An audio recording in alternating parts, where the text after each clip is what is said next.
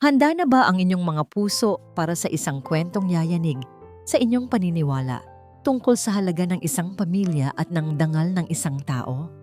Sabi nila, ang dugo ay mas malapot kaysa tubig. Pero paano kung ang mismong kadugo mo ang magiging dahilan ng iyong pagkalunod? Ating pakinggan ang kwentong magpapatunay na ang tunay na yaman ay hindi nasusukat sa salapi, kundi sa tibay ng puso sa gitna ng unos. Ito ang tunay na pamana. Ang tunog na yon, iyon ang unang bumasag sa katahimikan ng malamig na gabi sa ilalim ng tulay ng gunita. Isang tunog ng ubo na pamilyar na sa pandinig ni Kidlat. Ngunit sa pagkakataong ito, may kasama itong lagkit. Isang tunog na tila pumipunit sa manipis na hibla ng pag-asa na matagal na niyang pinanghahawakan. Agad siyang napabalikwas mula sa pagkakahiga sa isang pirasong karton. Sa tabi niya, nakabaluktot si Sinag, ang bunso niyang kapatid. Nanginginig ito, hindi dahil sa lamig na tumatagos sa kanilang mga kumot na kupas, kundi dahil sa hirap sa paghinga. Sinag, ayos ka lang? Bulong ni Kidlat. Ang kaba ay nagsimulang kumalat sa kanyang dibdib na parang lason. Sinubukan ni Sinag na tumango, ngunit isa na namang malakas na pag-ubo ang kumawala mula sa kanya. At sa kislap ng ilaw mula sa mga sasakyang dumaraan sa itaas ng tulay, nakita ni Kidlat ang bagay na kinatatakutan niya gabi-gabi. Dugo. Isang mantsa ng dugo sa sulok ng mga labi ni Sinag. Sa isang iglap, ang buong mundo ni Kidlat ay gumuho. Nawala ang ingay ng mga busina, ang alinsangan ng hangin, ang amoy ng ilog sa di kalayuan.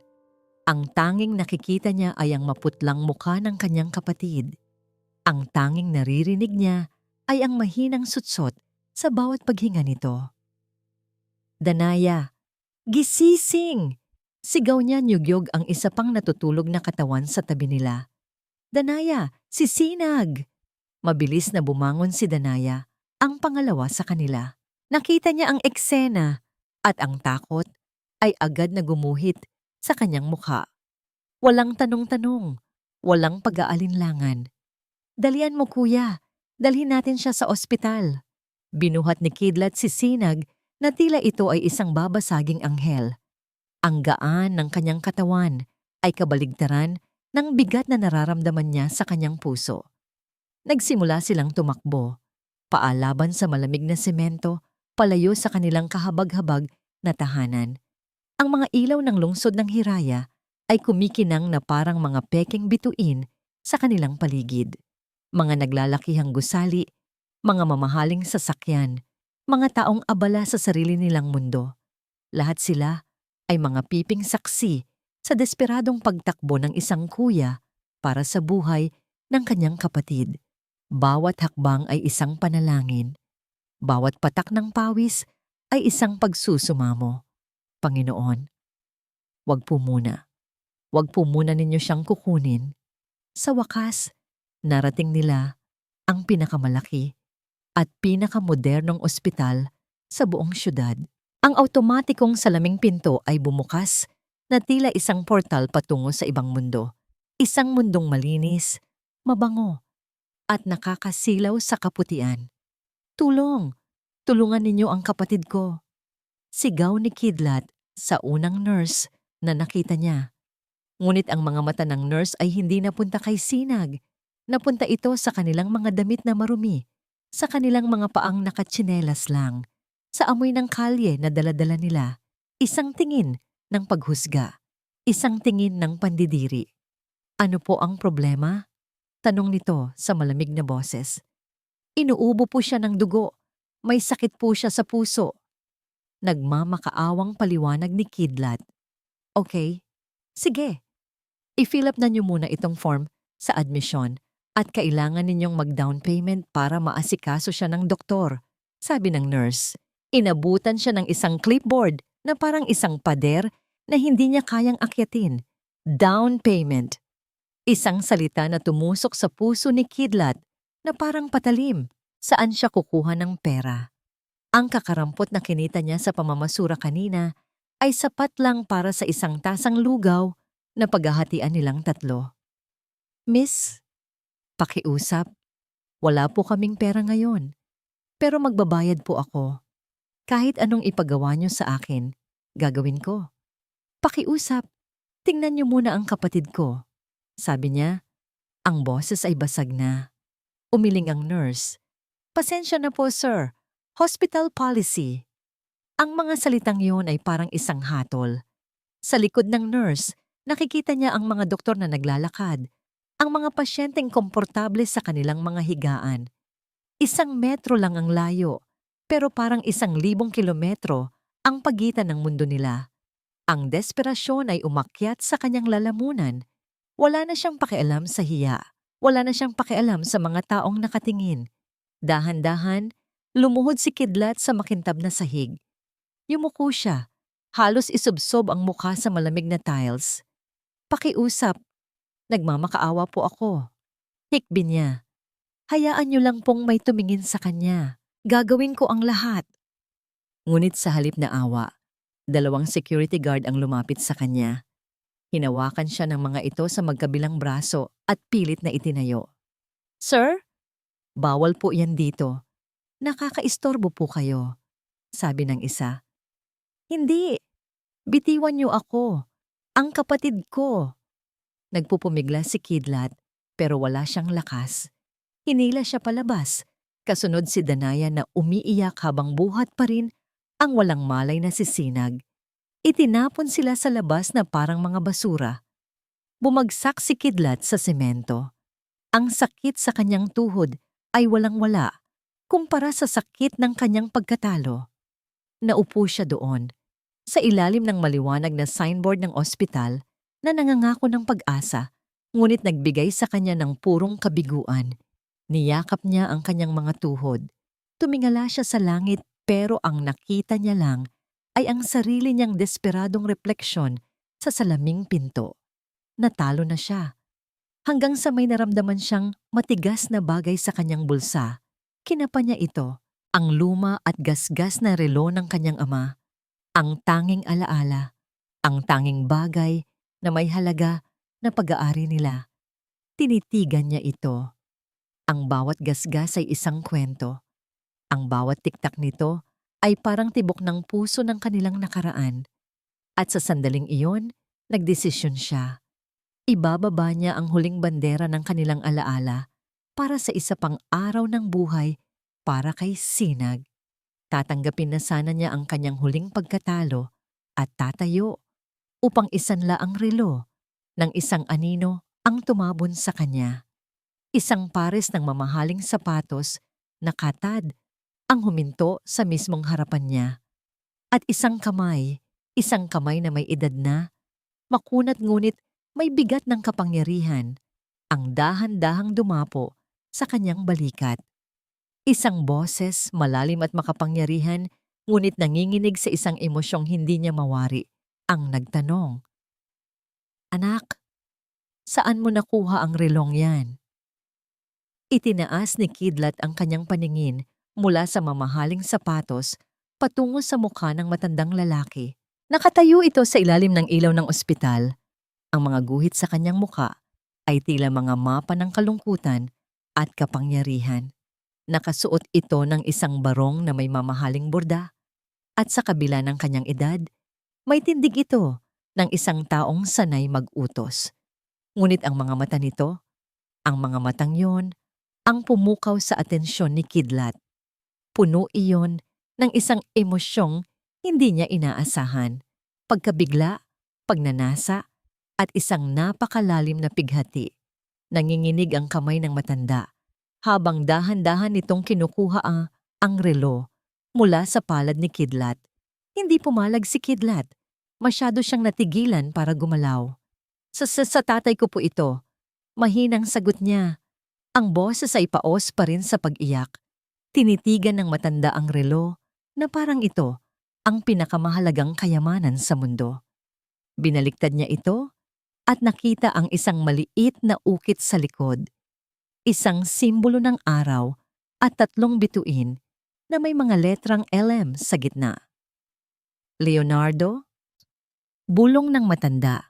Ang pangalan ay tila isang dasal na matagal nang hindi nabibigkas. Humigpit ang hawak niya sa relo at isang butil ng luha ang pumatak mula sa kanyang mga mata.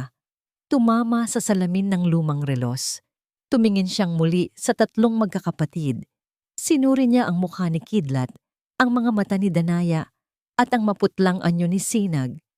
Si Leonardo Montenegro ang ama ninyo? Tanong niya.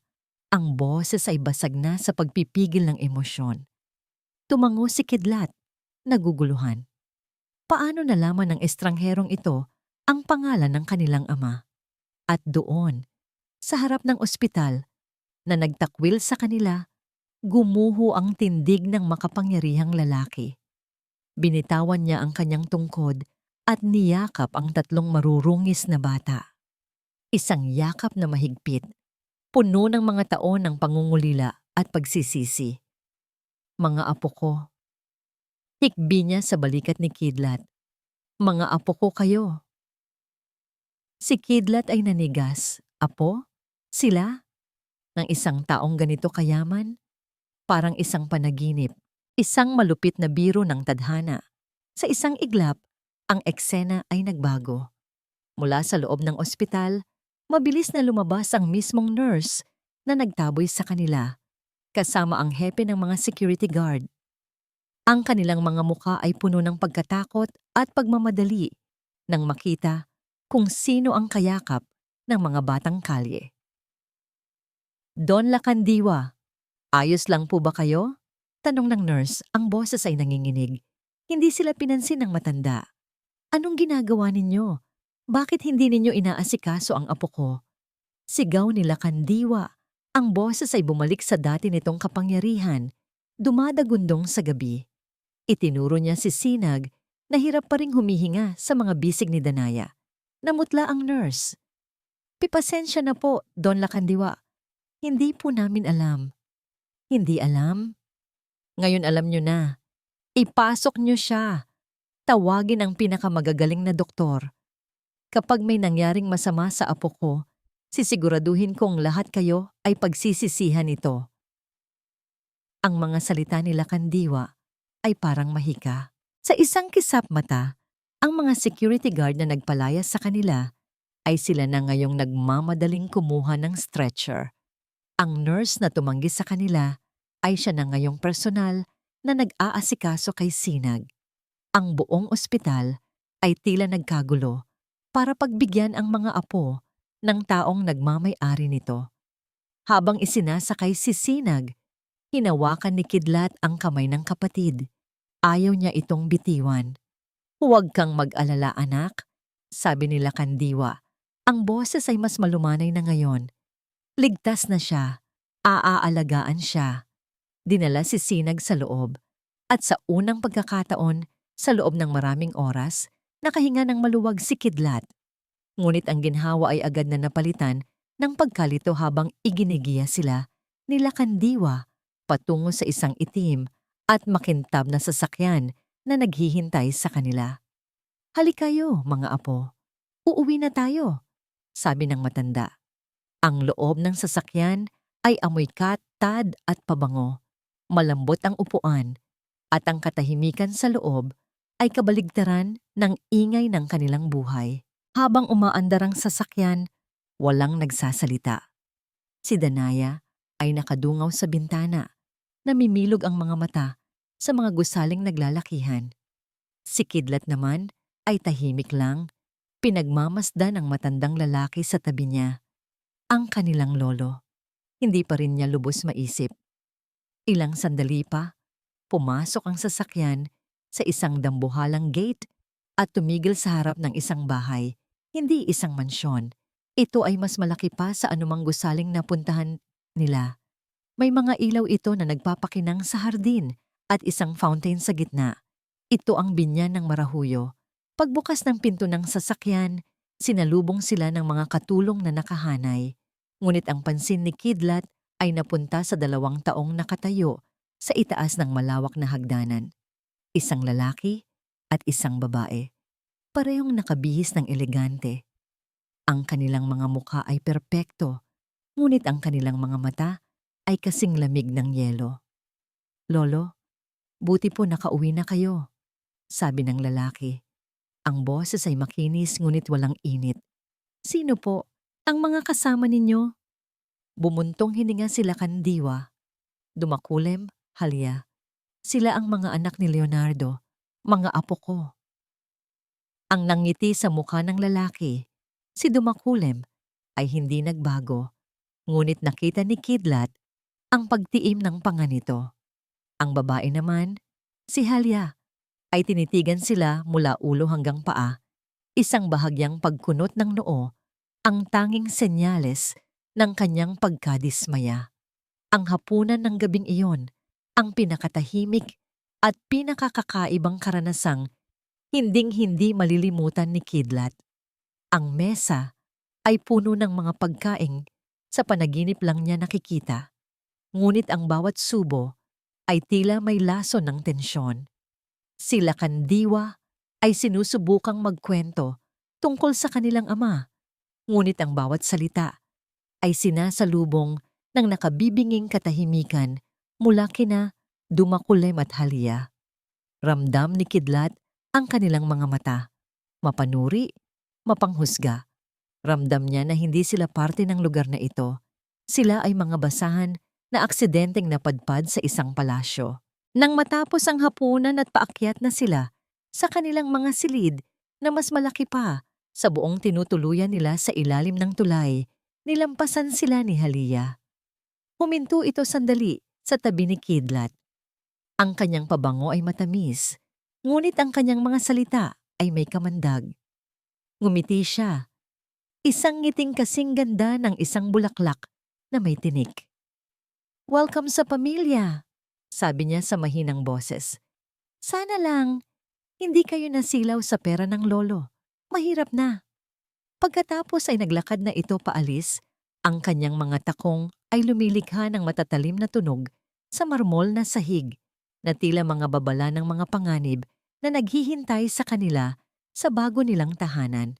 Para kay Danaya, ang unang linggo sa binyan ng Marahuyo ay parang paglangoy sa pulot. Matamis, pero nakakabagal. Mabango, pero nakakasakal. Bawat umaga, gigising siya sa isang kama na mas malambot pa sa mga ulap na dati lang niyang tinitingala.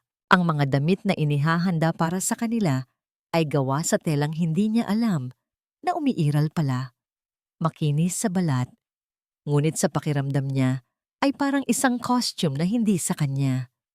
Sa tuwing titingin siya sa dambuhalang salamin sa kanilang silid, hindi ang sarili niya ang nakikita niya, kundi isang estrangherong bata na ninakaw ang kanyang mukha at isinuot sa isang manika.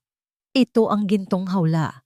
May pagkain sila na higit pa sa sapat, isang bubong na hindi tinutuluan, at mga doktor na laging nakabantay kay Sinag. Pero sa bawat sulok ng mansyon, may mga matang hindi nakikita pero laging nagmamasid. Ramdam niya ito. Ito ang uri ng panganib na hindi nagsisigaw. Ito ay bumubulong. Naramdaman niya ito ng pinakamatindi tuwing umagahan. Ang mahabang mesa na gawa sa mahogany ay laging puno ng pagkain, ngunit ang hangin ay puno ng tensyon. Si Lolo Lacandiwa ay laging nasa kabisera. Sinusubukang buksan ang mga kwento tungkol sa kanilang ama, ngunit ang mga salita nito ay laging namamatay sa ere. Isang umaga, habang kumakain sila, biglang nagsalita si Dumakulem, nakatingin kay Kidlat. "Kuya Kidlat," panimula nito, ang salitang kuya ay baluktot sa kanyang mga labi, puno ng sarkasmo. "Since you'll be joining the family business soon, you should be aware of the current market volatility. The fiscal projections for this quarter are quite precarious. Wouldn't you agree, Lolo?" Natigilan si Kidlat. Hawak ang kanyang kutsarat tinidor. Ang mga salitang volatility at fiscal projections ay parang mga ibon mula sa ibang mundo na lumipad sa kanyang pandinig. Nakita ni Danaya kung paano namula ang tainga ng kanyang kuya. Nakita niya ang pagsisikap nitong intindihin ang usapan. Ang pagtango nito na halatang pilit. "Ah, Oo naman, nautal na sagot ni Kidlat. Pag-aaralan ko iyan. Di isang maliit, halos hindi mahahalata. Nangisi ang sumilay sa labi ni Dumakulem bago ito uminom mula sa kanyang tasa ng kape. At sa kabilang dulo ng mesa, nakita ni Danaya ang panandaliang pagkadismaya sa mukha ng kanilang lolo. Isang maliit na patak ng lason ang inihulog ni Dumakulem sa umaga na yon at alam ni Danaya na hindi iyon ang magiging huli. Si Halia naman ay may ibang paraan ng pag-atake. Mas tuso, mas malambing. Isang hapon, habang si Sinag ay masayang naglalaro sa malawak na sala, dumaan si Halia dala ang isang tasa ng tsaa. Bigla, aksidente nitong nasagi ang isang maliit na mesa kung saan nakapatong ang isang mamahaling antigong florera. Blag! Ang tunog ng nabasag na porselana ay umalingaw-ngaw sa buong kabahayan. Napahinto si Sinag. Ang mga mata ay nanlaki sa takot. Oh my goodness! Sigaw ni Halia. Ang kamay ay nasa kanyang dibdib. Ang mukha ay nagpapakita ng perpektong pagkagulat. Agad siyang lumingon kay Sinag. Sinag, darling, anong ginawa mo? You have to be more careful. That vase was a gift from a Spanish duke. Hindi si Sinag ang nakabasag. Nakita ni Danaya. Nakita niya ang sinadyang paggalaw ng balakang ni Halia. Ngunit sino ang maniniwala sa kanila? Ang salita ng isang batang kalye laban sa salita ng ginang ng mansyon? Dumating ang kanilang lolo na akit ng ingay. Ang paliwanag ni Halia ay puno ng matatamis na salita at kunwaring pag-aalala para kay Sinag. Walang naparusahan, ngunit may pinsalang nagawa. Mula noon, ang mga katulong ay laging nakasunod kay Sinag. Tinitiyak na wala itong masisirang iba. Isa na namang baras ang idinagdag sa kanilang gintong hawla. Sa gitna ng lahat ng pagkukunwari at lamig, may isang tao na nagbibigay sa kanila ng init. Si Yaya Ginhawa. Isa siyang matandang babae na may mga ngiting hindi pilit at mga matang nakakaintindi. Siya ang nagdadala ng gatas sa kanilang silid bago sila matulog. Pasensya na kayo sa mga nangyayari. Bulong niya isang gabi habang inaayos ang kumot ni Sinag. Hindi madaling manirahan sa isang palasyo. Hindi po kami bagay dito. Mahinang sagot ni Danaya. Ngumiti si Yaya Ginhawa. Ang ginto. Kahit ilagay mo sa putik, ginto pa rin. Huwag ninyong kalimutan kung sino kayo. Hinaplos niya ang buhok ni Danaya. Matututo din kayong lumangoy sa agos dito. Kailangan lang ninyong maging matatag. Ang mga salita niya ay parang isang munting kandila sa dilim ng kanilang pag-aalinlangan. Ilang araw pa ang lumipas, sa isa na namang tahimik na hapunan, ibinagsak nila kandiwa ang isang balita na yumanig sa buong mansyon. Kidlat, sabi ng matanda. Ang boses ay puno ng pag-asa. Simula sa Lunes, gusto kong sumama ka na sa akin sa opisina. Oras na para matutunan mo ang pagpapatakbo ng Sinagdala Corporation. Oras na para kunin mo ang pwestong dapat ay para sa ama mo. Naramdaman ni Danaya ang biglang paglamig ng hangin. Nakita niya ang paghigpit ng hawak ni Dumakulem sa kanyang kubyertos. Nakita niya si Halia na dahan-dahang inilagay ang kamay nito sa braso ng asawa. Isang kilos ng pagpapakalma. O marahil, isang babala. Ngumiti si Dumakulem, ngunit ang nangiti ay hindi umabot sa kanyang mga mata. That's wonderful news, Lolo. I'd be more than happy to show, Kuya Kidlat, the ropes.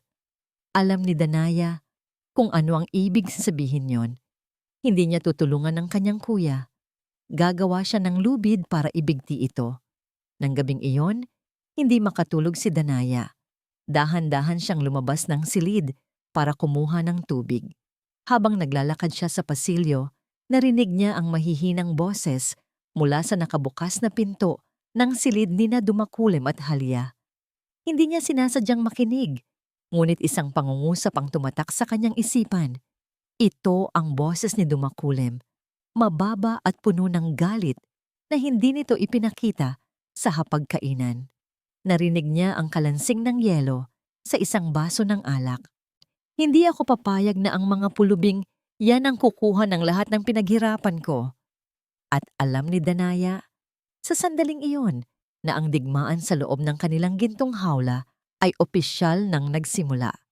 Ang Sinagtala Corporation ay isang higante ng salamin at bakal na tumutusok sa kalangitan ng lungsod ng Hiraya. Mula sa labas, ito ay simbolo ng kapangyarihan at tagumpay.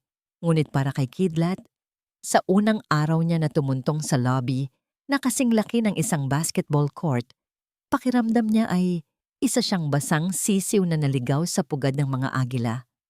Ang lamig ng aircon ay tumatagos hanggang sa kanyang buto. Ang bawat tapak ng kanyang bagong katad na sapatos sa makintab na sahig na gawa sa granito ay umeko na tila nag-aanunsyo sa lahat. Isa siyang impostor. Relax ka lang, bulong ng kanyang lolo Lakandiwa. Tinapik ang kanyang likod. This was supposed to be your father's kingdom. It is yours by right. Ngunit ang karapatan ay hindi nararamdaman. Ang nararamdaman niya ay ang daan-daang mga matang sumusulyap sa kanya mula sa kanilang mga cubicle, mga matang puno ng kuryosidad, pagtataka, at ang iba ng halatang paghamak. Pagdating nila sa executive floor, sinalubong sila ni Dumakulem, nakangiti na naman ng perpekto. Good morning, Lolo, Kuya Kidlat. Pinangunahan niya sila sa isang malaking opisina sa dulo ng pasilyo na may tanawin ng buong syudad. This will be your office. Naiwang mag-isa si Kidlat sa loob ng opisina matapos siyang iwan ng kanyang lolo sa pangangalaga ni Dumakulem. Naupo siya sa malambot na swivel chair. Inikot-ikot niya ito.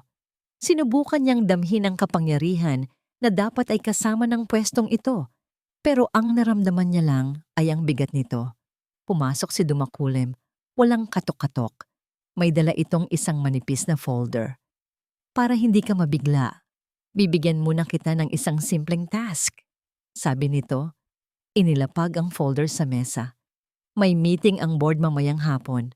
Gusto ni Lolo na ikaw ang mag-present ng initial sales report para sa bagong project natin. Simple lang to, kuya. Para lang ma-familiarize ka. Basahin mo lang ang mga numero. Mayroong kung anong kumislap sa mata ni Dumakulem habang sinasabi iyon, ngunit iwinaksi ito ni Kidlat. Kailangan niyang patunayan ang sarili niya. Kailangan niyang ipakita sa lolo niya at sa lahat ng mga taong mapanghusga na karapat-dapat siya. Buong umaga, pinag-aralan ni Kidlat ang mga dokumento. Kinabisan niya ang bawat numero, ang bawat graph. Pakiramdam niya ay handa na siya. Pagdating ng hapon, pumasok siya sa boardroom. Isang mahabang mesa ang nasa gitna, napapaligiran ng mga lalaki at babaeng naka-power suit. Sa kabisera, nakaupo ang kanyang lolo. Ang muka ay nagpapakita ng pag-asa at pagmamalaki. Sa tabi nito, si Dumakulem na tumango sa kanya na parang nagsasabing, "Kaya mo yan." Nagsimula si Kidlat. Sa una ay medyo kabado. Pero habang binabanggit niya ang mga numero mula sa report, unti-unti siyang nagkakaroon ng kumpiyansa. At base po sa initial data, we are projecting a 15% increase in market penetration for the first quarter. Pagtatapos niya nakangiti. Katahimikan. Isang matabang miyembro ng board ang nag-alis ng salamin. 15%? Mr. Montenegro, are you sure about that figure?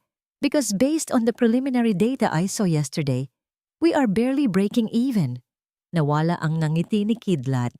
Pipo, pero ito po ang nasa report na ibinigay sa akin. Biglang tumayo si Dumakulem. Ang mukha ay puno ng kunwaring pag-aalala. Oh my, Lolo, I think there has been a terrible mistake. Kuya Kidlat, baka ang naibigay ko sa iyo ay ang draft report. My apologies. Kinuha nito ang isa pang folder. This is the updated one. As you can see, board members, we are actually projecting a 1% loss. My sincerest apologies for the confusion. Parang binuhusan ng nagyayalong tubig si Kidlat. Ang bawat numero na binanggit niya kanina ay parang batong bumabalik at tumatama sa sarili niyang mukha. Draft report? Nakita niya ang tingin ni Dumakulem.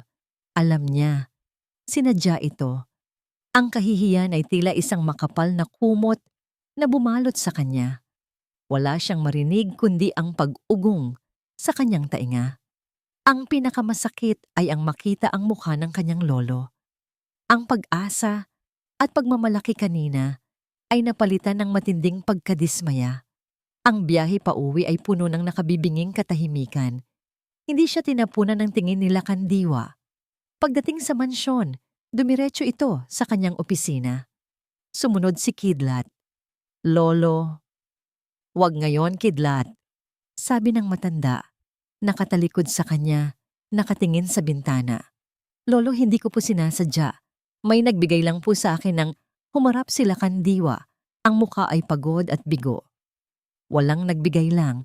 Sa mundong ito, responsibilidad mo ang lahat ng lumalabas sa bibig mo, ang ama mo. Kahit kailan hindi ako binigyan ng ganitong kahihiyan sa harap ng mga taong iyon. Ang mga salitang iyon ay tumago sa puso ni Kidlat na parang isang kutsilyo. Kahihiyan. Iyon ang tingin sa kanya ng sarili niyang lolo. Lumabas siya ng opisina, gulong-gulo ang isip. Galit siya sa sarili niya. Galit siya kay Dumakulem. Habang naglalakad siya sa pasilyo, narinig niya ang boses ni Halia mula sa nakabukas na pinto ng library. May kausap ito sa telepono. Yes, I understand, sabi ni Halia sa mahinang boses. Just continue with the current dosage. No, don't change anything unless I say so. It's important to keep his condition stable. Ayokong masyado siyang nagiging hyper. It might stress him out. Yes, I will handle the doctor. Sinag. Agad na pumasok sa isip ni Kidlat. Ang gamot ni Sinag. Hindi na siya nag-isip. Ang galit at pag-aalala ay umapaw. Mabilis siyang pumasok sa library. Anong ginagawa mo? Tanong niya. Ang boses ay nanginginig sa galit. Anong ginagawa mo sa gamot ng kapatid ko? Ibinaling ni Halia ang telepono. Hindi nagulat. Ngumiti lang ito ng matamis. Excuse me for a moment, sabi niya sa kausap bago ibaba ang tawag. Tumingin siya kay Kidlat. Ang mga mata ay nangaasar. Anong pinagsasabi mo dyan? Narinig kita. Bakit mo pinapakialaman ang gamot ni Sinag? Tumawa si Halia, isang tawang mahina at malamig. Mag-ingat ka sa mga binibintang mo, Kidlat, sabi niya, dahan-dahang lumapit. Baka sa susunod, hindi lang trabaho mo ang mawala, kundi pati ang mga kapatid mo. Ang mga salita ni Halia ay parang kamandag na dahan-dahang gumapang sa ugat ni Kidlat na natili roon kahit pa matagal na siyang nakabalik sa silid. Ang banta sa kanyang mga kapatid. Mas masakit iyon kaysa sa kahihiyang idinulot sa kanya ni Dumakulem. Mas nakakatakot iyon kaysa sa bigong tingin ng kanyang lolo. Hindi siya mapakali. Nagpabalik-balik siya ng lakad sa malambot na karpet ng kanyang kwarto, ang bawat gamit sa loob, ang mamahaling kama, ang antigong aparador, ang malaking bintanang tanaw, ang kumikinang na syudad, ay parang nangungutya sa kanya. Narito siya sa paraiso, ngunit pakiramdam niya ay mas malapit siya sa impyerno kaysa noong nasa ilalim pa sila ng tulay. Doon, kalaban lang nila ang gutom at lamig. Dito, ang kalaban ay nakangiti. Nakikipagsalo sa kanila sa hapagkainan at may kakayahang bawiin ang lahat sa isang pitik lang ng daliri. Napaupo siya sa gilid ng kama. Ang ulo ay napasabunot sa kanyang buhok. Pakiramdam niya ay hinalulunod siya sa isang dagat ng sutla at pabango. Isang pakiramdam ng total na kawalan ng kontrol. Sa auditorium ng kawalan ng pag-asa, kinuha niya mula sa bulsa ng kanyang pantalon ang tanging bagay na nag-uugnay sa kanya sa kung sino talaga siya, ang lumang relo ng kanyang ama. Hindi ito kumikinang tulad ng lahat ng bagay sa silid na ito. Gasgas ang salamin nito. Kupas na ang kulay ng leather strap. Ngunit sa bawat gasgas, mayroong isang alaala. Ang gasgas na ito, noong nahulog siya habang naghahabulan sila ni Danaya sa pier. Ang isang ito, nung isinangla ito ng kanilang ama para may maipakain sa kanila at tinubos din nito kinabukasan. Ang relong ito, ang kanilang kasaysayan. Ang tibok nito, ang tibok ng kanilang pamilya. Hinaplos ni Kidlat ang malamig na metal. Hinahanap ang init ng palad ng kanyang ama. Hinahanap ang lakas na laging ibinibigay nito sa kanya. Ngunit ngayon, ang tanging dala nito ay ang bigat ng kanyang kabiguan. Sa biglang pag-apaw ng galit at frustrasyon, nanginginig niyang ibinagsak ang relo sa kanyang palad. Ngunit sa panginginig ng kanyang mga kamay, ito ay dumulas. Plak! Isang matunog na lagapak ang umalingaw-ngaw sa tahimik na silid nang tumama ang relo sa matigas na sahig na kahoy. Hindi! Bulong ni Kidlat. Agad niya itong pinulot. Ang puso niya ay kumakabog sa takot na baka nasira na niya ang huling pamana ng kanilang ama. Sinuri niya ito. Mukhang buo pa naman. Ngunit habang iniikot niya ito sa kanyang mga daliri, may napansin siyang kakaiba. Sa gilid ng relo, malapit sa koronang pinipihitan, may isang maliit na siwang na wala roon dati. Tila isang piraso ng metal ang bahagyang umangat dahil sa pagkakabagsak. Dahil sa kuryosidad, sinubukan niyang kalikutin ito gamit ang kanyang kuko. Matigas. Tumingin siya sa kanyang paligid at nakita ang isang letter opener sa ibabaw ng mamahaling study table. Kinuha niya ito at maingat na isinundot sa siwang.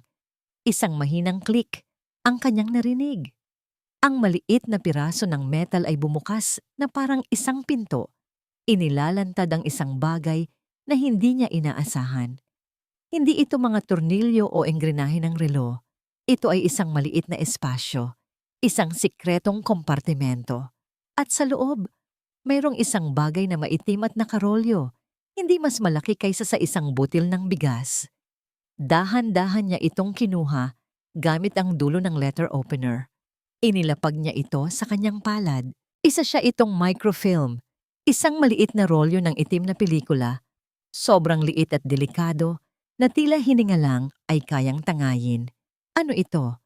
Bakit ito nakatago sa loob ng relo ng kanyang ama? Isang sikreto?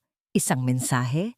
Ang kanyang ama ay isang simpleng karpintero bago ito nagkasakit. Anong kinalaman niya sa isang bagay na mukhang galing sa isang espiya? Ang pinto ng kanyang silid ay marahang bumukas. Napatingala siya. Handang itago ang kanyang natuklasan. Ngunit ito lang pala si Yaya Ginhawa. May dalang isang tray na may baso ng gatas at ilang pirasong biskwit. Kidlat, iho, dinalhan kita ng gatas para makatulog ka ng mahimbing. Sabi nito sa malambing na boses na laging nagpapaalala sa kanya ng kanilang ina. Ngunit ang nangiti sa mukha ni Yaya Ginhawa ay biglang naglaho. Ang kanyang mga mata ay hindi napunta sa mukha ni Kidlat, kundi sa mga kamay nito, sa bukas na relo, at sa maliit na itim na rolyo na nasa kanyang palad. Ang tray sa kamay ng matanda ay bahagyang nanginig. Ang baso ay kumalansing sa platito. Nakita ni Kidlat ang pagbabago sa mukha nito. Isang mabilis na kislap ng pagkabigla, ng pagkatakot, na mabilis din itong sinubukang itago sa likod ng isang pilit na ngiti. Yaya, ayos lang po kayo? Tanong ni Kidlat. Ang kanyang boses ay naging alerto. Oo. Iho, pasensya na. Nabigla lang ako. Sabi nito, inilapag ang tray sa mesa.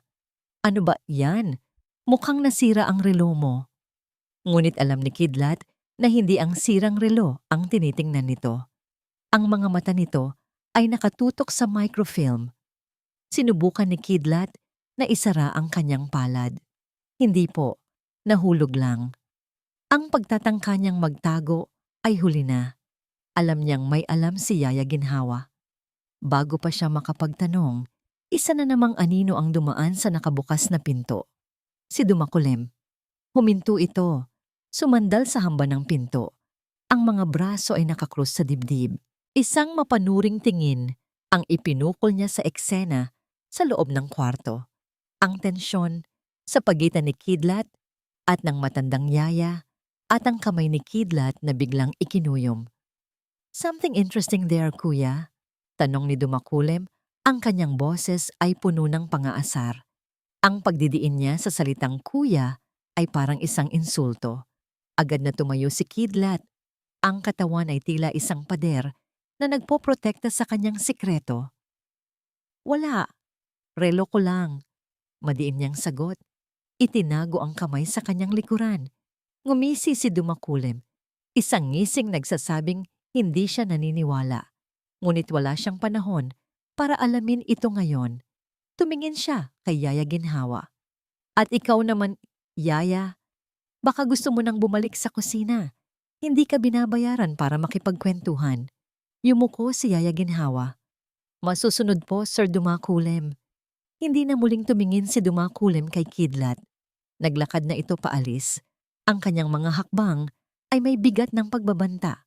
Alam ni Kidlat na nakatanim na sa isip ng kanyang pinsan ang isang binhi ng pagdududa. Naiwan silang dalawa ni Yaya Ginhawa sa katahimikan. Ang hangin ay mabigat sa mga salitang hindi masabi. Sige iho, sabi ni Yaya Ginhawa. Ang boses ay nagmamadali. Iiwan ko na ito dito. Magpahinga ka na. Naglakad siya patungo sa pinto. Ngunit pagdaan niya sa tabi ni Kidlat, sinadya niyang idikit ang kanyang kamay sa kamay nito na nakakuyom. Sa isang napakabilis at halos hindi mararamdamang kilos, mayroon siyang ipinasok sa palad ni Kidlat, isang maliit, nakatuping piraso ng papel. Bago pa makapag-react si Kidlat, nakalabas na ng silid si Yaya Ginhawa. Isinara ang pinto sa likuran niya. Naiwan siyang nakatayo. Ang puso ay dumadagundong. Dahan-dahan, binuksan niya ang kanyang palad. Naroon ang microfilm. At sa tabi nito, ang kapirasong papel na iniwan ni Yaya. Nanginginig ang mga daliri niya habang binubuklat ito. Nakasulat dito, sa sulat kamay ng isang matanda, ay isang address, isang numero, at isang pangalan ng kalye sa isang luma at halos nakalimutan ng distrito ng lungsod ng Hiraya. Rizal Avenue, number 21. Hanapin si Mang Jun. Sabihin mo, inaanak ka ni Ginhawa. Tinitigan ni Kidlat ang papel sa isang kamay at ang microfilm sa kabila. Ang isa ay isang misteryo. Ang isa naman ay isang posibleng kasagutan. Ngayon, alam niya na ang pagkakadiskubre niya ay hindi isang aksidente lamang. Ito ang simula ng isang bagay na mas malalim at mas mapanganib kaysa sa inaakala niya. Kinabukasan, ang bawat anino sa binyan ng Marahuyo ay tila may mga matang nakamasid kay Kidlat. Ang bawat ngiti ni Dumakulim sa agahan ay parang isang babala. Ang bawat pag-aalok ni Halia ng kape ay tila isang pagsubok.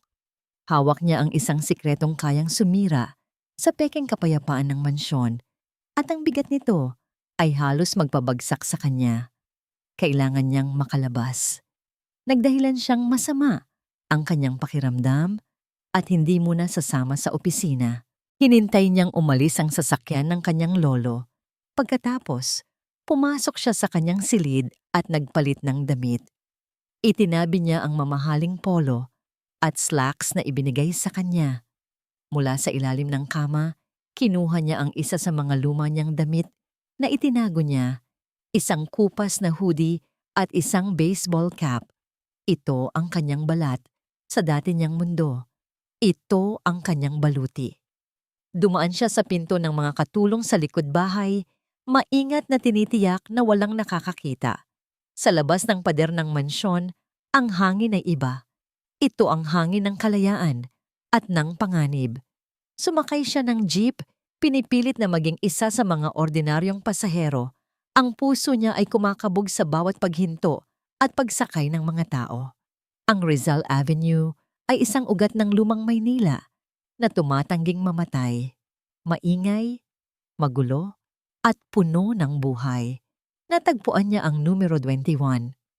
Isa itong maliit na pwesto, nakasiksik sa pagitan ng isang pawn shop at isang tindahan ng mga surplus na gamit. Ang signboard nito ay halos nabura na ng panahon. Moderno Photo Studio. We develop memories. Pagpasok niya sa loob, sinalubong siya ng amoy ng mga kemikal at alikabok. Ang mga pader ay puno ng mga larawang itim at puti, mga kasal, mga binyag, mga ngiting matagal nang naging alaala. Sa likod ng counter, isang matandang lalaki na maputi na ang buhok at makapalang salamin ang nag-aayos ng isang lumang kamera. "Magandang araw po," bati ni Kidlat. Tumingin ang matanda, si Mang Jun, mula sa kanyang ginagawa. "Ano kung maipaglilingkod ko sa'yo, iho?" "Pinapunta po ako dito ni Ginhawa Reyes. Inaanak niya po ako," sabi ni Kidlat, ginamit ang mga salitang itinuro sa kanya. Ang pangalang Ginhawa ay tila may epekto. Ibinaba ni Mang Jun ang kanyang mga gamit at sinuri si Kidlat mula ulo hanggang paa. "Ginhawa, matagal ko na siyang hindi nakikita." Tumingin siya sa paligid na parang tinitiyak na wala silang kasama. "Anong kailangan mo?" Maingat na inilabas ni Kidlat ang microfilm mula sa isang maliit na plastic. "Kaya niyo po bang i-develop to?" Kinuha ito ni Mang Jun at tiningnan sa ilaw. Kumunot ang kanyang noo. "Napakaliit nito at napakaluma. Saan mo ito nakuha?" "Pamana po." Simpleng sagot ni Kidlat. Inilabas din niya ang relo. Patunay po na ako nga ang pinapunta niya. Ang mga mata ni Mang Jun ay napako sa relo, partikular sa okit sa likod nito, ang simbolo ng pamilya Montenegro. Nakita ni Kidlat ang pagdaan ng pag-aalala at pag-unawa sa mga mata ng matanda. Tila bigla nitong naintindihan na ang hawak niya ay hindi lang isang lumang pelikula, kundi isang panganib. "Hindi madali ito, iho," sabi ni Mang Jun. Ang boses ay maseryoso na. "Kailangan ko ng panahon. Babalitaan kita." Sa di kalayuan, sa kabilang kalsada, isang nondescript na kotse ang nakaparada. Sa loob, isang lalaki ang nagbaba ng kanyang cellphone matapos makipag-usap. "Opo, sir," sabi ng lalaki sa kausap sa kabilang linya. "Nasa akin na po siya. Pumasok sa isang lumang Photoshop sa Rizal Avenue." Itinaas ng lalaki ang isang DSLR camera na may mahabang lente. Click! Ang tunog ng shutter ay kumuha ng isang malinaw na larawan ni Kidlat na kausap si Mang Jun sa loob ng studio. Samantala, sa malamig na katahimikan ng binyan ng Marahuyo, hinarang ni Halia ang nurse na nag-aalaga kay Sinag sa isang pasilyo. "Kumusta na ang alaga mo?" tanong ni Halia. Ang nangiti ay matamis, ngunit ang mga mata ay nanunuri. "Ayos naman po, Ma'am Halia. Stable po siya," sagot ng nurse, medyo kinakabahan. Naglabas si Halia ng isang sobre mula sa kanyang bag. Makapal ito. "Alam kong napapagod ka na. Isang maliit na bonus para sa iyong sipag at tiyaga." Nanlaki ang mga mata ng nurse. Naku, ma'am, hindi na po kailangan." "Shh!" sabi ni Halia. Inilagay ang isang daliri sa kanyang labi. "You deserve it." Pagkatapos ay naglabas siya ng isang maliit na bote ng tableta. "May ipapalit lang sana ako. Itong bitamina na to, mas maganda. Galing pa sa abroad. Itigil mo muna yung dati niyang iniinom. Ito muna ang ibigay mo, para mas lumakas siya." Nag-alinlangan ng nurse. "Pero ma'am, kailangan ko po ng reseta ng doktor." Ang ngiti ni Halia ay bahagyang nawala. Ang kanyang boses ay bumaba, naging malamig na parang yelo. "Ako na ang bahala sa doktor. Ang kailangan ko lang sa'yo ay kooperasyon. May pamilya ka, hindi ba? May anak kang pinapaaral? Sayang naman kung mawawalan ka ng trabaho dahil lang sa isang maliit na bagay." Ang banta ay malinaw. Nanginginig na kinuha ng nurse ang bote ng tableta at ang sobre. "Masusunod po, ma'am." Hapon na nang makabalik si Kidlat sa mansyon, pagod at puno ng kaba. Ang paghihintay ay isang uri ng pagpapahirap. Habang naglalakad siya pabalik sa kanyang silid, tumunog ang kanyang cellphone. Inaasahan niyang si Mang Jun na ito, ngunit pangalan ni Danaya ang lumabas sa screen. "Kuya?" Ang boses ni Danaya sa kabilang linya ay puno ng pag-aalala. "Danaya, bakit? Anong nangyari?" "Si Sinag, kuya. Nahihirapan na naman siyang huminga. Hindi naman kasing lala ng dati, Pero bumabalik. Parang may humigpit sa dibdib ni Kidlat. Ang banta ni Halia. Ang pag-uusap nila sa telepono. Ang nurse. Lahat ay nag-ugnay-ugnay sa kanyang isipan na parang isang masamang panaginip.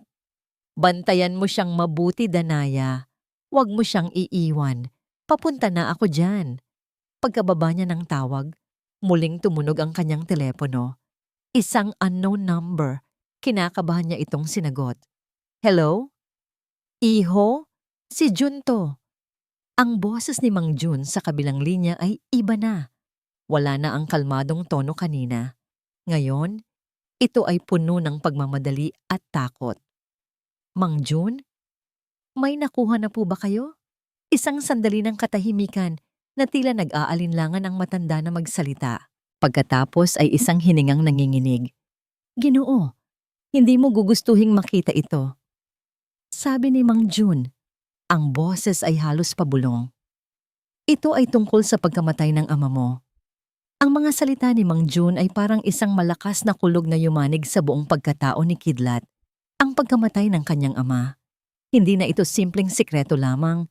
Ito ay isang multo mula sa nakaraan na bumabangon para maningil. Ano pong ibig niyong sabihin, Mamang Jun? Tanong ni Kidlat. Ang boses ay nanginginig. Aksidente po ang ikinamatay ng tatay. Isang mapait na tawa ang narinig niya mula sa kabilang linya. Iyan ang gusto nilang paniwalaan mo, iho. Magkita tayo sa dati pa ring lugar. Pero mag-iingat ka. May sumusunod sa'yo. Pagkababa ng telepono, sandaling natulala si Kidlat. Ang babala ni Mang Jun ay umalingaw-ngaw sa kanyang isipan. May sumusunod sa kanya. Si Dumakulem. Pero wala na siyang panahon para matakot.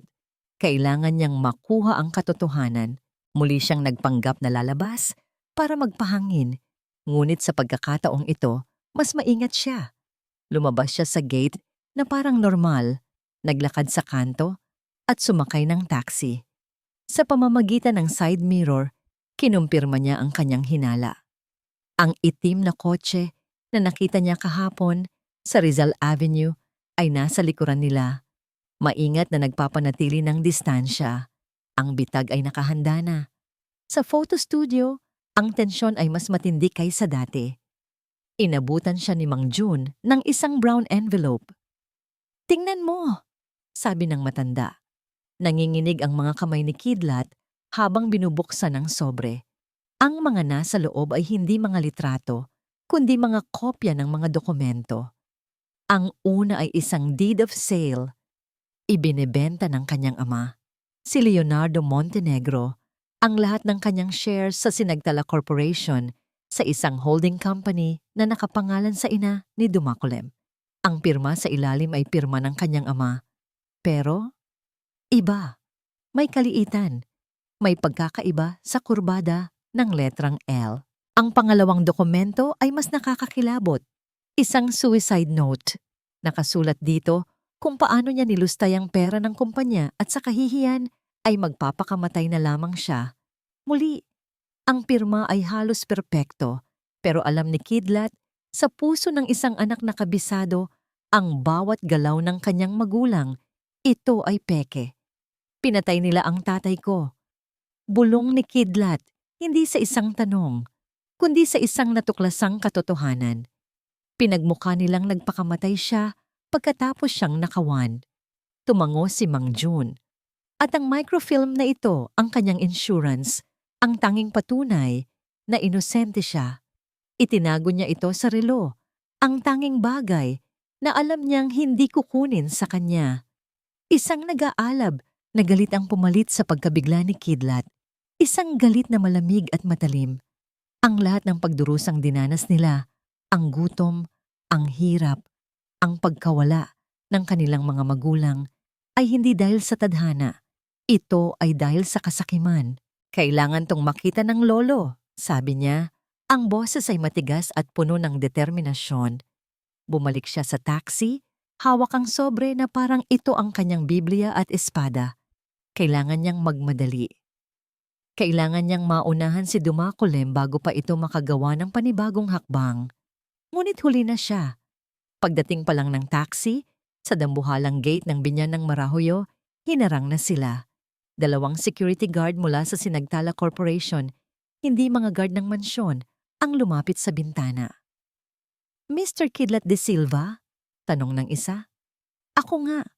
Bakit? Pinag-uutos po ng management na sumama kayo sa amin. May kailangan lang po kayong linawin sa opisina. Hindi maganda ang kutob ni Kidlat. Teka, bakit? Anong problema? Hindi na sila sumagot. Pinilit siyang isinama sa kotse ng kumpanya. Ang sobre ay mahigpit pa ring hawak sa kanyang mga kamay. Habang nasa biyahe, sinubukan niyang tawagan ng kanyang lolo, pero walang sumasagot. Pagdating sa executive floor ng Sinagtala, ang eksena ay parang isang tribunal. Nakaupo sa dulo ng boardroom, ang kanyang lolo Lacandiwa, ang mukha ay mas matanda ng 10 taon, puno ng pighati at galit. Sa tabi nito ay si Dumakulem.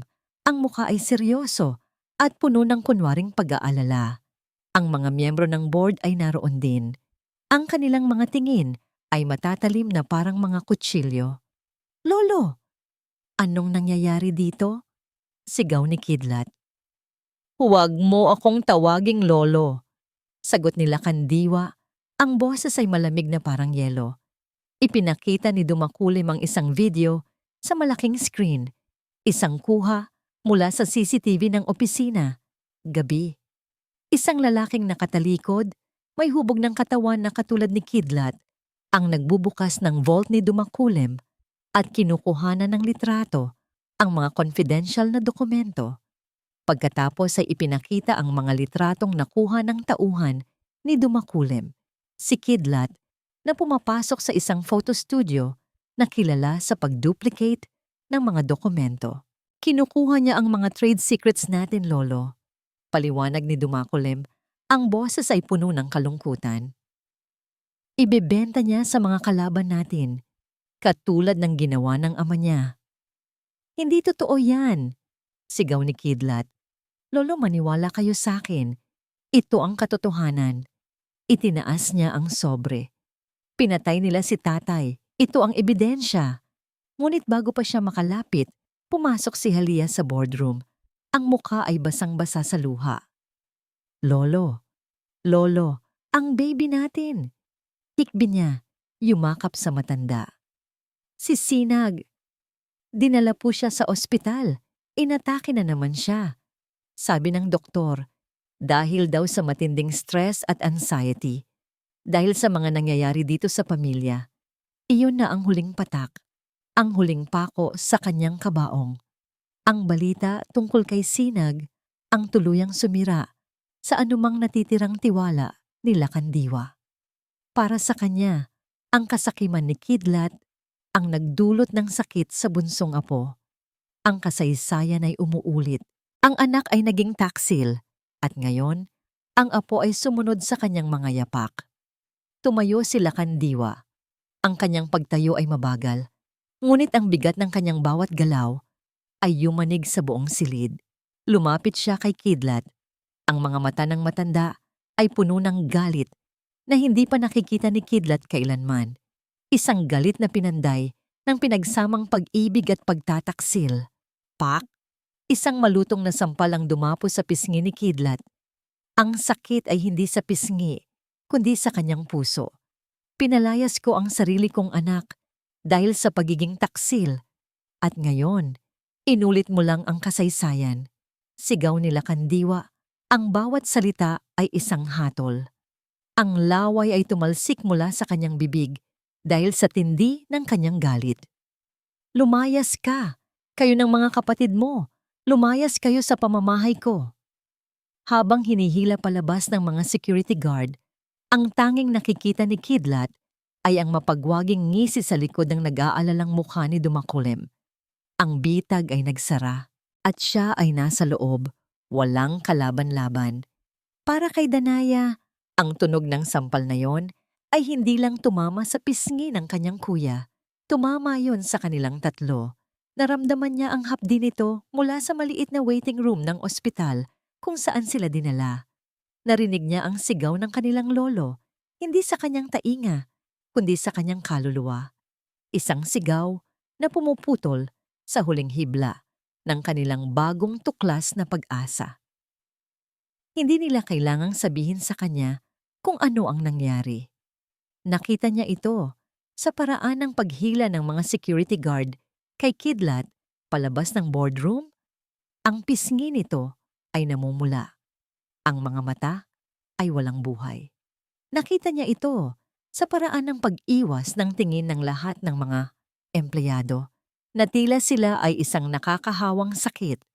Walang salitang namutawi sa kanilang mga labi habang sila ay inihahatid palabas ng mansyon. Ang mga damit lang nila sa kanilang katawan at ang sobre na mahigpit pa ring hawak ni Kidlat ang tanging bagay na dinala nila mula sa gintong hawla pabalik sa malupit na realidad.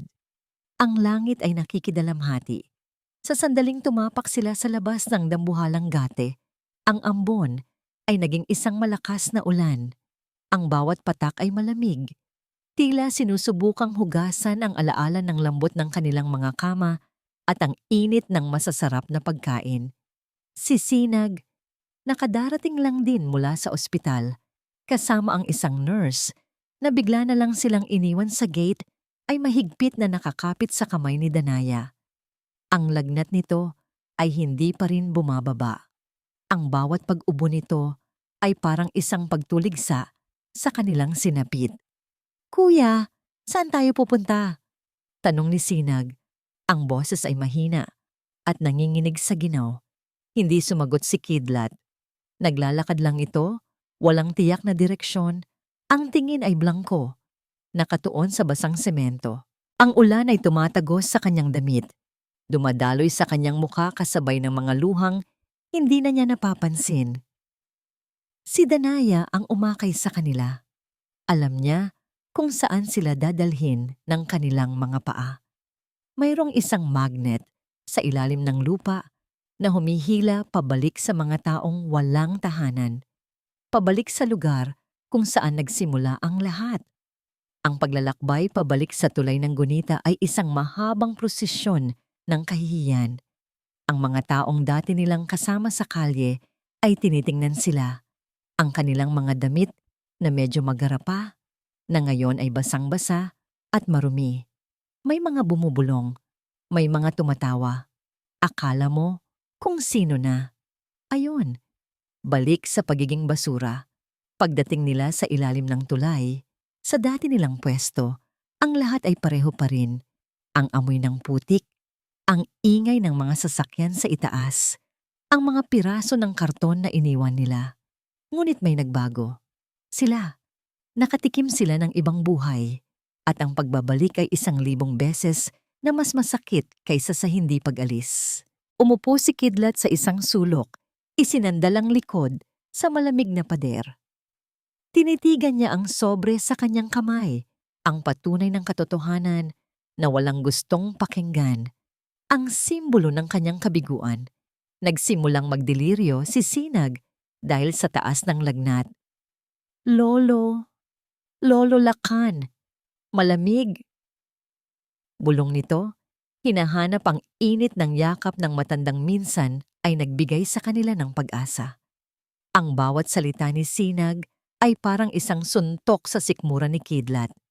Ang tunog ng pangalan ng kanilang lolo mula sa bibig ng naghihirap niyang kapatid, ang sa wakas ay bumasag sa kanyang pagkamanhid. Sa isang sigaw na puno ng galit, sakit, at kawalan ng pag-asa, sinuntok niya ng buong lakas ang pader na semento. 1 beses, 2 beses, 3 beses, hanggang sa ang balat sa kanyang mga buko ay magasgas at magsimulang dumugo. "Kuya, tama na!" sigaw ni Danaya. Lumapit at niyakap ang kanyang nanginginig na kapatid mula sa likuran. "Wala na, Danaya. Wala na." Hikbi ni Kidlat. Ang malakas na balikat ay nayanig sa bawat paghikbi. "Bigo ako. Bigo akong kuya. Ipinahamak ko kayo. Dapat hindi na lang ako nangarap. Dapat nanatili na lang tayo dito." Niyakap ni Danaya ng mas mahigpit ang kanyang kapatid. Isinandal ang kanyang pisngi sa basang likod nito. Ang ulan ay patuloy sa pagbuhos na tila sinusubukang itago ang kanilang mga luha. Hindi ka bigo, kuya, bulong ni Danaya. Ang sariling boses ay basag na rin. Hindi pa tapos ang laban. Tapos na, sagot ni Kidlat. Ang boses ay walang laman. Natalo na tayo. Ang paligid nila ay binalot ng kadiliman at ng walang humpay na patak ng ulan. Ang pag-asa ay tila isang malayong bituin na tinakpan ng makapal na ulap. Ito na ang kanilang pinakamadilim na sandali. Ang sandali kung saan ang pagsuko ay hindi na isang pagpipilian, kundi isang kahihinatnan. Ngunit sa gitna ng kanilang pagdadalamhati, isang anino ang dahan-dahang lumitaw mula sa dilim. Isang payat na figura, may hawak na itim na payong na nagpoprotekta dito mula sa ulan. Naglalakad ito papalapit sa kanila. Ang mga yapak ay marahan, ngunit tiyak. Hindi nila ito pinansin sa una. Iniisip na isa lang itong taong naghahanap din ng masisilungan. Ngunit huminto ito sa mismong harapan nila. Ang ilaw mula sa isang poste sa di kalayuan ay tumama sa mukha nito. Diyos ko, bulong ni Danaya. Si Yaya Ginhawa, nakatayo roon, ang kanyang mukha ay puno ng awa at pagmamadali. Ang damit niya ay basa sa laylayan, patunay na malayo ang kanyang nilakbay para hanapin sila. Tumingin siya sa kanilang kalagayan, kay Sinag na nanginginig, kay Kidlat na duguan ng kamay, at kay Danaya na umiiyak. Isang malalim na buntong hininga ang kumawala sa kanya. Isang hininga ng lungkot at determinasyon. Wala ng oras, sabi ni Yaya Ginhawa. Ang kanyang boses ay mahinahon, ngunit may bigat ng isang desisyon. Kailangan nating itama ang lahat. Alam ko ang buong katotohanan. Ang pagdating ni Yaya Ginhawa ay parang isang panaginip. Sa gitna ng malamig na ulan at madilim na gabi, ang kanyang presensya ay isang maliit na kandilang hindi pinapatay ng hangin. Ngunit si Kidlat, na nasa pusod ng kanyang kawalan ng pag-asa, ay tinitigan lang siya ng walang emosyon. Paano niyo kami nahanap? Tanong ni Danaya. Pinupunasan ang kanyang mga luha. Alam ko kung saan kayo babalik. Sagot ni Yaya Ginhawa. Ang mga mata ay puno ng awa. Inalis niya ang kanyang jacket at maingat na ibinalot kay Sinag. Hindi naligtas dito. Halik kayo. Sumama kayo sa akin. Walang lakas na tumutol si Kidlat. Nagpatianod na lang siya habang inaalalayan siya ni Danaya. Dinala sila ni Yaya Ginhawa sa isang eskinita, papalayo sa tulay, patungo sa isang lumang apartment building na halos natatakpan na ng baging. Umakyat sila sa isang maliit at masikip na silid sa ikalawang palapag. Ang lugar ay simple lang, ngunit malinis, mainit at higit sa lahat, tuyo. Habang si Danaya ay abala sa pag-aalaga kay Sinag sa nag-iisang kama sa silid, pinaupo ni Yaya Ginhawa si Kidlat sa isang upuang kahoy at kinuha ang first aid kit. Dahan-dahan niyang ginamot ang mga sugat sa kamay ng binata. Bakit niyo to ginagawa? Sa wakas ay tanong ni Kidlat. Ang boses ay mahina at walang buhay. Isa lang kayong katulong sa mansyon. Pwede kayong mapahamak. Natigilan si Yaya Ginhawa sa kanyang ginagawa. Ibinaba niya ang bulak at marahang hinawakan ng kamay ni Kidlat. Tumingin siya sa mga mata nito at sa unang pagkakataon, nakita ni Kidlat ang mga taon ng lungkot at bigat na dinadala ng matanda. Hindi lang ako isang katulong, Kidlat, sabi niya. Ang boses ay nanginginig. Ako si Ginhawa Reyes at ako ang naging yaya ng nanay mo. Parang isang kidlat na tumama kay Kidlat ang mga salitang yon. Ang ina niya. Ang mukhang halos hindi na niya matandaan. Bago pa man makilala ng nanay mong si Althea ang tatay mong si Leonardo, magkasama na kami. Pagpapatuloy ni Yaya Ginhawa, ang mga luha ay nagsimula nang mamuo sa kanyang mga mata. Nakita ko kung paano sila nagmahalan. Nakita ko kung gaano sila kasaya. Ngunit ang pamilya Montenegro, partikular ang ina ni Dumakulem, si Beatrice, ay hindi kailanman matanggap ang isang simpleng dalaga para sa kanyang kapatid. Dito na nagsimulang ibuhos ni Yaya Ginhawa ang lahat ng katotohanang itinago niya sa loob ng halos 20 taon. Ikinuwento niya ang buong plano, kung paano siniraan ni Beatrice si Leonardo sa sarili nilang ama, si Don Lacandiwa, kung paano sila gumawa ng mga pekeng dokumento para palabasin na nilulustay ni Leonardo ang pera ng kumpanya. At ang huli at pinakamalupit sa lahat, hindi nagpakamatay ang tatay mo, iho. Hikbi ni Yaya Ginhawa. Pinatay siya. Isang gabi, pinuntahan siya ng mga tauhan ni Beatrice. Pilit siyang pinapirma sa suicide note. At nang tumanggi siya, itinulak nila siya mula sa itaas ng construction site na pag-aari ng kumpanya. Ang bawat salita ay parang isang piraso ng salamin na tumutusok sa puso ni Kidlat. Ang katotohanang nasa sobre ay binigyan ngayon ng mukha at ng kwento. Ang lolo ninyo, bulag siya sa pagmamahal sa kanyang panganay na anak na babae. Naniwala siya sa lahat ng kasinungalingan at sa kahihiyan, itinago niya ang lahat. Pinalabas niyang nagpakamatay sa kahihiyan ang sarili niyang anak. At ang nanay ko? Tanong ni Kidlat. Ang nanay mo, dala-dala ka pa lang sa sinapupunan niya noon? Tumakas siya. Dala ang relong iyon. Alam niyang may tinatago doon ang iyong ama. Ibinilin niya sa akin na kung ano man ang mangyari sa kanya, hanapin ko kayo balang araw at tulungan kayong bawiin ang nararapat sa inyo. Namatay siya sa panganganak kay Sinag dahil sa panghina ng katawan at puso. Tumayo si Yaya Ginhawa at lumapit sa isang lumang baul sa sulok ng silid. Mula sa ilalim ng mga damit, kinuha niya ang isang maliit na kahon na yari sa kahoy. Sinubukan ko kayong hanapin sa loob ng maraming taon. Nang mabalitaan kong namatay na si Beatrice, nag-apply ako bilang katulong sa mansyon. Umaasang doon ko kayo matatagpuan at hindi nga ako nagkamali. Ibinigay niya ang kahon kay Kidlat. Nanginginig itong binuksan ng binata. Sa loob, sa ilalim ng isang rosaryo na gawa sa sampagita, ay isang nakatuping sulat na naninilaw na sa katagalan. Ito ang sulat kamay ng kanyang ina. Binasa niya ito ng malakas. Ang bawat salita ay isang patak ng pag-ibig at sakit mula sa nakaraan. Nakasulat doon ang lahat ng sinabi ni Yaya Ginhawa at isang habilin. Anak, anuman ang mangyari, huwag kang magtatanim ng galit. Ipaglaban mo ang katotohanan, hindi para sa paghihiganti, kundi para sa katarungan. Ang pangalan ng inyong ama ay dapat malinis. Ito ang tunay ninyong pamana. Pagkatapos niyang magbasa, ang Kidlat na nawalan ng pag-asa ay nawala. Ang Kidlat na puno ng galit ay huminahon. Ang pumalit ay isang Kidlat na may malinaw na misyon. Hindi na ito tungkol sa pera o sa mansyon. Ito ay tungkol sa pangalan ng kanilang ama. Ito ay tungkol sa katarungan para sa kanilang ina. May gaganaping malaking pagdiriwang para sa anibersaryo ng sinagtala bukas ng gabi. Sabi ni Yaya Ginhawa na tila nabasa ang kanyang iniisip. Naroon ang lahat ng mahahalagang tao sa lipunan. Tumango si Kidlat.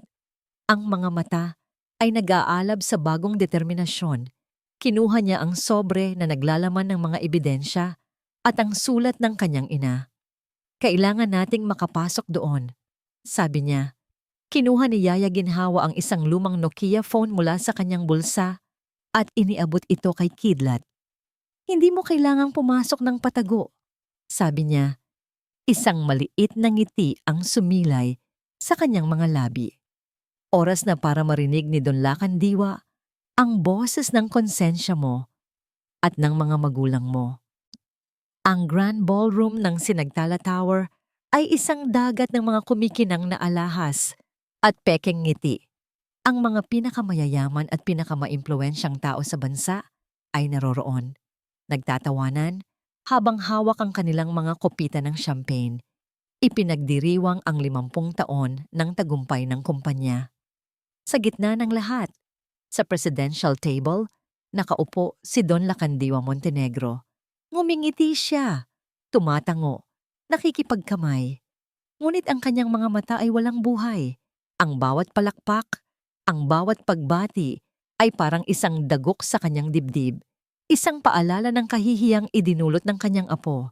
Isang paalala ng pagtataksil na tila isang sumpa sa kanyang pamilya. Sa kanyang tabi, si Dumakulim ay nasa rurok ng kanyang tagumpay. Siya ang host ng gabi. Siya ang kinabukasan ng sinagtala. Si Halia, sa kanyang mamahaling bestida, ay parang isang reyna sa tabi ng kanyang hari. Ang kanilang mga ngiti ay maningning. Ang kanilang tagumpay ay absoluto. Nagsimula ang programa. Isang magarbong audiovisual presentation ang ipinalabas. Ipinapakita ang kasaysayan ng kumpanya. Mga larawan ng isang batang lakandiwa, mga tagumpay, mga paglawak ng negosyo. Ngunit kapansin-pansin, walang kahit isang larawan ng kanyang yumaong anak na si Leonardo. Para sa kasaysayan, siya ay binura. Pagkatapos ng AVP, umakyat si Dumakulim sa entablado para sa kanyang talumpati. Isang karangalan ang tumayo sa inyong harapan ngayong gabi. Panimula niya, ang boses ay puno ng kumpiyansa. Ipinagdiriwang natin hindi lang ang 50 taon ng sinagtala, kundi ang isang pamanang binuo sa dugo, pawis at integridad. Bigla, namatay ang lahat ng ilaw sa ballroom maliban sa isang spotlight na nakatutok sa entablado. Ang mikropono ni Dumakulim ay naging pipi. Isang nakabibinging katahimikan ang namayani. At mula sa katahimikang iyon, bumukas ang malaking pinto sa likuran ng ballroom. 3 figura ang dahan-dahang pumasok, nilalakad ang gitnang pasilyo.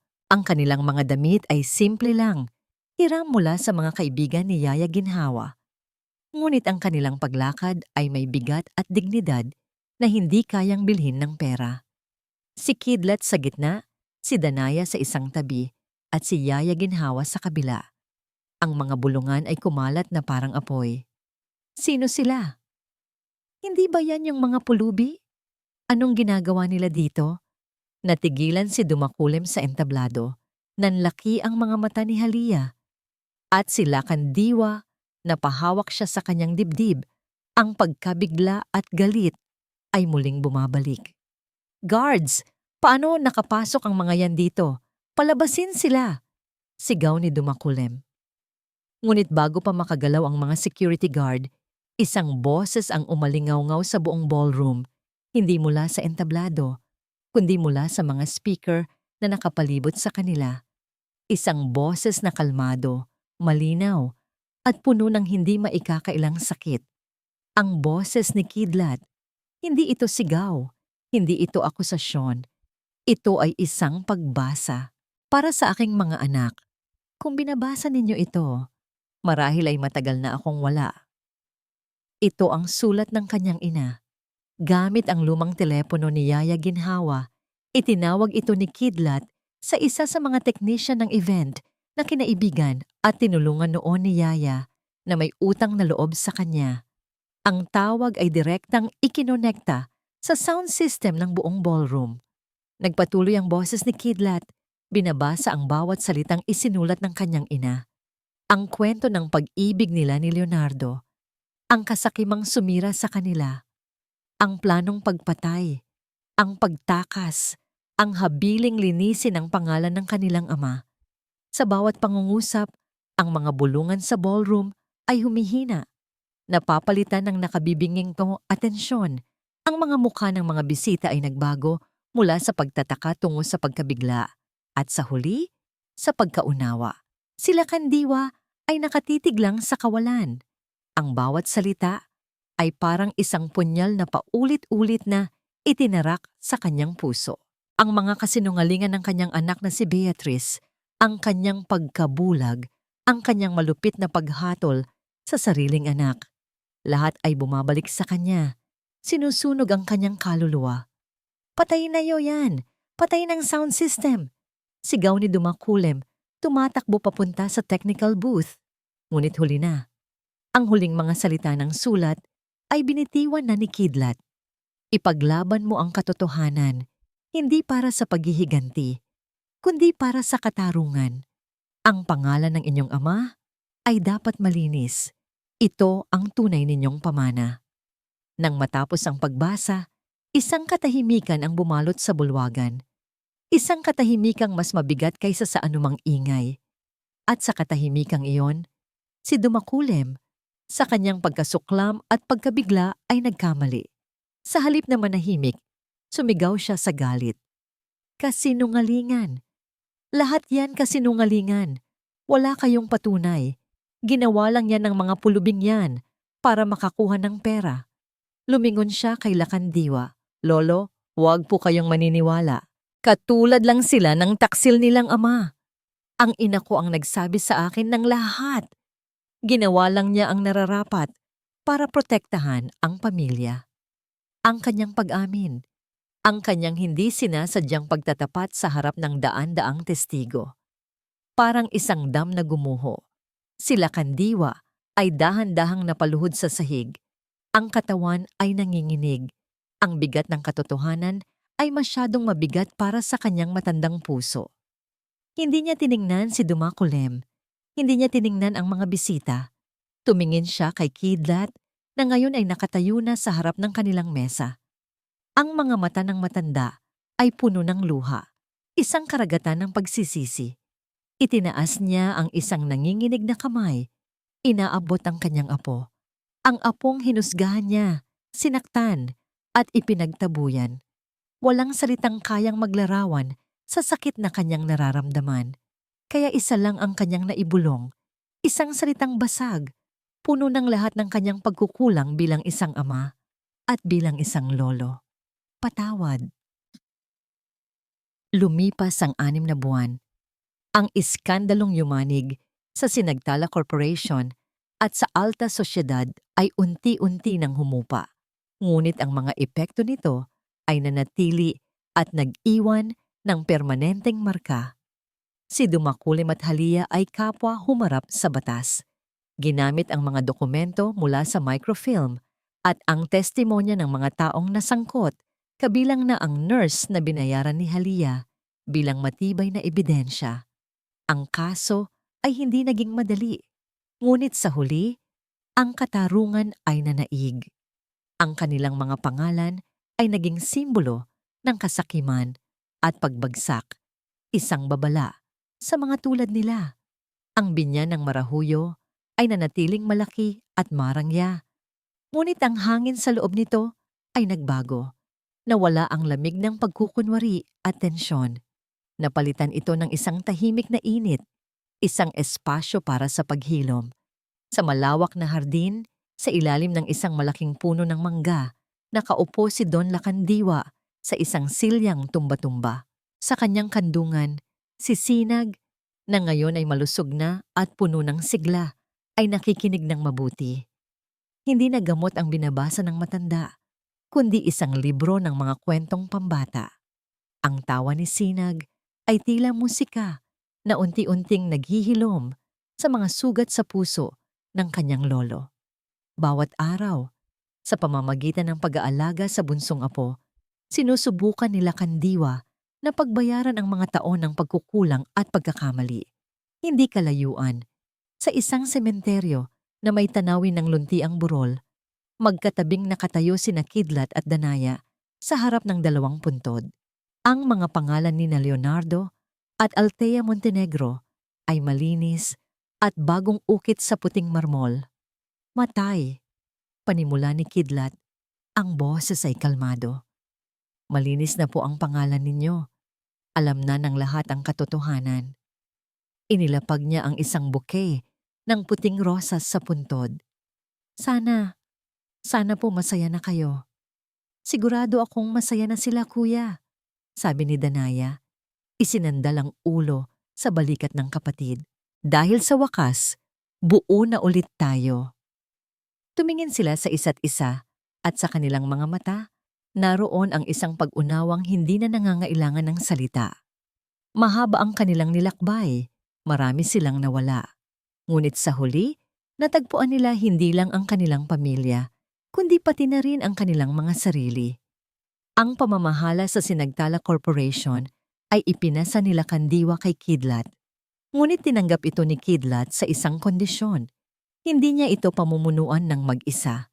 Sa tulong ni Danaya na nagpakita ng natural na talino sa pag-unawa sa mga tao at sitwasyon at sa gabay ng kanilang lolo, sinimulan nilang baguhin ang kultura ng kumpanya. Isang hapon, sa mismong ballroom kung saan nangyari ang gabi ng paghuhukom, isang ibang klaseng pagtitipon ang naganap. Walang mga champagne o magagarang bestida. Ang mga bisita ay mga bata mula sa iba't ibang ampunan at mga pamilyang nakatira sa lansangan. Nakatayo si Kidlat sa entablado, hindi bilang isang CEO na naka-power suit, kundi bilang isang kuya na naka-polo shirt at maong. Maraming salamat po sa pagdalo ninyo sa paglulunsad ng De Silva Montenegro Foundation.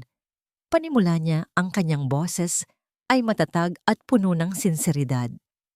Marami ang nagtatanong kung bakit De Silva Montenegro, dahil ang pundasyong ito ay binuo para parangalan ng dalawang pangalan, ang pangalan ng aming ina na nagmula sa kahirapan ngunit puno ng dangal, at ang pangalan ng aming ama na ipinanganak sa yaman ngunit hindi kailanman nawalan ng puso. Tumingin siya sa mga mukha ng mga bata sa kanyang harapan. Nakita niya ang kanyang sarili, si Danaya at si Sinag sa kanilang mga mata. Sinasabi nila na ang pamana ay tungkol sa perang iiwan mo o sa kumpanyang itatayo mo. Pero natutunan namin sa pinakamahirap na paraan na hindi yun totoo. Ang tunay na pamana ay hindi nakikita. Ito ay ang dangal na hindi mo ipagpapalit, ang kabutihang loob na ibinabahagi mo, at ang pag-asang itinatanim mo sa puso ng iba. Ito ang pundasyon na hindi kayang tibagin ng anumang bagyo. Pagkatapos ng kanyang talumpati, bumaba siya ng entablado at personal na nakipaglaro sa mga bata, kasama si Danaya, si Sinag, at maging sila Kandiwa. Si Yaya Ginhawa na pinili na manatili bilang tagapamahala ng mansyon at ng kanilang mga puso ay nakamasid mula sa isang tabi. Ang mga mata ay puno ng masayang luha. Nang papalubog na ang araw, ang tatlong magkakapatid at ang kanilang lolo ay tumayo sa balkonahe ng tore. Mula doon, tanaw nila ang buong syudad, tanaw nila ang mga gusali, ang mga bahay, at sa di kalayuan, ang manipis na linya ng tulay ng gunita. Hindi na ito isang masakit na alaala. Ito ay isang paalala. Isang paalala kung saan sila nanggaling, kung ano ang kanilang pinagdaanan, at kung bakit sila narito ngayon. Hinawakan ni Kidlat ang mga kamay ng kanyang mga kapatid. Hindi na sila ang mga batang takot at walang pag-asa sa ilalim ng tulay. Sila na ngayon ang mga tagapag-alaga ng isang pamanang hindi masusukat ng pera. Isang pamanang binuo mula sa abo ng nakaraan, pinanday sa apoy ng pagsubok, at pinatibay ng pag-ibig na hindi kailanman nagwakas. Ang tunay nilang pamana. At dito po nagtatapos ang ating kwento, ang tunay na pamana. Isang paalala sa ating lahat na ang tunay na halaga ng isang tao ay hindi nasusukat sa karangyaan o sa dugong na nananalaytay sa kanyang mga ugat. Ito ay nasusukat sa tibay ng kanyang puso, sa linis ng kanyang konsensya, at sa kakayahan niyang magpatawad at bumangon mula sa pinakamadilim na kabanata ng kanyang buhay. Ang pinakamahalagang pamana na maibibigay natin ay hindi ang kayamanan, kundi ang isang pangalang malinis at isang pusong marunong magmahal. Maraming salamat po sa inyong walang sawang pagsubaybay at pakikinig. Sana po ay may napulot kayong aral at inspirasyon sa kwento ni Kidlat, Danaya at Sinag. Ano po ang masasabi ninyo sa kanilang pinagdaanan? At anong uri naman po ng kwento ang gusto ninyong mapakinggan sa susunod? Huwag po kayong mahiyang mag-iwan ng inyong mga komento sa ibaba. Ang inyong mga salita po ang aming inspirasyon. Hindi dito nagtatapos ang ating paglalakbay. Marami pa pong kwentong kasing ganda at mas puno ng aral dito sa aming channel. Kung nagustuhan nyo ang kwentong ito, i-like, i-share sa pamilya at mga kaibigan. At mag-subscribe na rin Para lagi kayong updated sa mga susunod pa naming kwento, i-click nyo ang notification bell para kayo ang unang makarinig kapag may bago kaming upload. Pagpalain po kayo ng Panginoon, kayo at ang inyong buong pamilya. Hanggang sa muli,